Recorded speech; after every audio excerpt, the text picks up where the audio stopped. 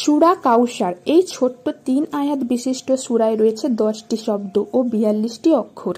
এই সূরাটি ছোট হলেও এর মধ্যে লুকিয়ে আছে এমন কয়েকটি বৈজ্ঞানিক ও গাণিতিক বিষয় যা সাম্প্রতিক গবেষণায় লক্ষ্য করা গেছে। চলুন এবার জেনে নেই সূরা কাউসারে কি বৈজ্ঞানিক ও গাণিতিক বিষয় লুকিয়ে আছে।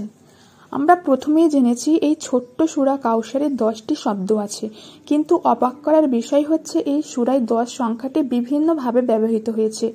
আমি বলছি, আপনারা মিলিয়ে দেখুন। এই সূরার শব্দ সংখ্যা 10। প্রথম আয়াতে রয়েছে 10টি ভিন্ন ভিন্ন অক্ষর, যেমন আলিফ, নুন, আইন, ত, ইয়া, কাফ, লাম, ওয়াও, শা, র। আবার দ্বিতীয় আয়াতেও 10টি ভিন্ন অক্ষর, যেমন ফা, সোয়াদ, লাম, র, বা, কাফ, ওয়াও, আলিফ, নুন, হা। এবার তৃতীয় আয়াতেও 10টি ভিন্ন ভিন্ন অক্ষর, যেমন আলিফ, নুন, শিন, কাফ, হা, ওয়াও, লাম, বা, তা, র। তাহলে লক্ষ্য করা যায় 10টি অক্ষর গোটা সূরাতে মাত্র একবার করে ব্যবহৃত হয়েছে। অক্ষরগুলো হচ্ছে তা, আইন, তোয়া, ইয়া, সা, হা, হা, ফা, সিন, সোয়াদ। এই সূরার প্রথম অক্ষর আলিফ সবচেয়ে বেশি ব্যবহৃত হয়েছে। প্রথম আয়াতে 4 বার, দ্বিতীয় আয়াতে 1 বার এবং তৃতীয় আয়াতে 5 বার। মোট 10টি স্থানে এই আলিফ ব্যবহৃত হয়েছে।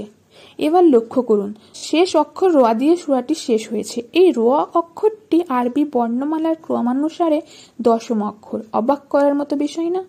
এবার দেখুন, প্রতিটি আয়াতের দ্বিতীয় যে শব্দটি সেটি কাফ দিয়ে শেষ হয়েছে। এখানেও 3 আয়াতের 3টি শব্দতে 10টি আলাদা আলাদা অক্ষর ব্যবহৃত হয়েছে, যেমন আলিফ, আইন, তোয়া, ইয়া, নুন, কাফ, লাম, র, বা, শিন। দ্বিতীয় ও শেষ শব্দ সূরা কাউসারের মতো পবিত্র কোরআনে আরও একটি সূরা রয়েছে যেটি ইন্না শব্দ দিয়ে শুরু হয়েছে। সেটি হলো 97 সূরা আল কদর।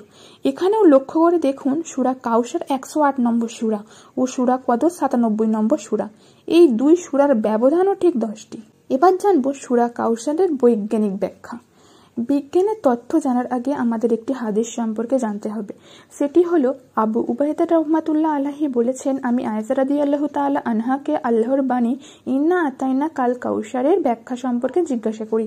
তখন আয়েশা রাদিয়াল্লাহু তাআলা আনহু বলেন, কাউসার হলো এমন একটি নহর যা রাসূল সাল্লাল্লাহু আলাইহি ওয়াসাল্লামকে প্রদান করা হয়েছে। এর 2টি পাড় আছে, উভয় পাড়ে বিছানো আছে মহামূল্যবান মতি। এর পাত্রের সংখ্যা তারকারাজির মতো, অর্থাৎ কাউসার এমন একটি অফুরন্ত পানির উৎস যার কোনো সীমারেখা নেই। ঠিক যেমন আকাশের তারাও গুণে শেষ হয় না, সেই রকম।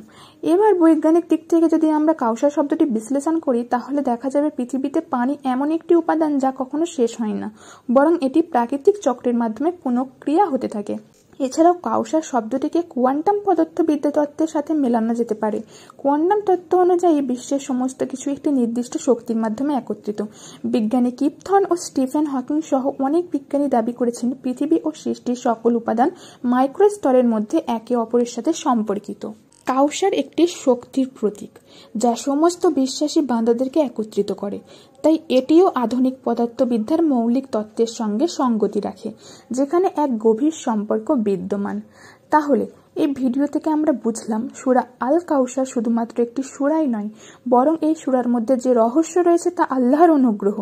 এই সূরার মধ্যে যে গাণিতিক ও বিজ্ঞানের গভীর যে বিষয় রয়েছে তা উপলব্ধি করলে আমাদের ঈমান আরও মজবুত হয়ে পড়ে। সূরা কাউসারের এই সংখ্যাতাত্ত্বিক বৈশিষ্ট্যগুলির গুরুত্ব অন্যতম। সূরা কাউসার অবতীর্ণ হওয়ার প্রেক্ষাপট: রাসূলুল্লাহ সাল্লাল্লাহু আলাইহি ওয়াসাল্লামের পুত্র সন্তান না থাকার কারণে কাফিররা তাকে আবতার নির্বংশ বলে বিদ্রূপ করত। এর জবাবে আল্লাহ তাআলা সূরা কাউসার নাজিল করেন, যা মূলত রাসূলুল্লাহ সাল্লাল্লাহু আলাইহি ওয়াসাল্লামকে সান্ত্বনা ও তার প্রতি অনুগ্রহের বার্তা বহন করে। 10 সংখ্যার যোগসূত্র: সূরা কাউসার যে 10টি শব্দ দিয়ে গঠিত, যা একটি ছোট আকারের সূরা। এই সূরাটি অবতীর্ণ হওয়ার প্রেক্ষাপট অনুযায়ী এটি 10টি শব্দের মাধ্যমে কাফেরদেরকে মিথ্যাচারের জবাব এবং রাসূলুল্লাহ সাল্লাল্লাহু আলাইহি ওয়াসাল্লামের মর্যাদার ঘোষণা দেয়। আজকের ভিডিওটি এখানেই শেষ করছি। যারা আজকের ভিডিও প্রথমবারের মতো দেখলেন তারা অবশ্যই চ্যানেলটি সাবস্ক্রাইব করে রাখবেন।